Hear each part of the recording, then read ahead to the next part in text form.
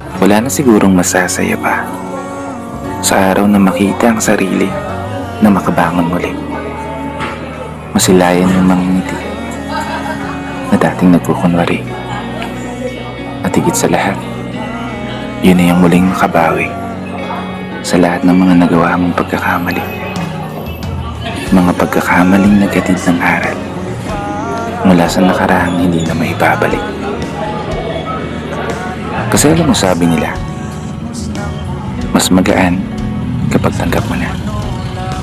Mas madali kapag alam mo na. Mas masaya kapag handa ka na. Oo, handa ka na. Harapin, tanggapin lahat ng mga nakikita ng iyong mga mata.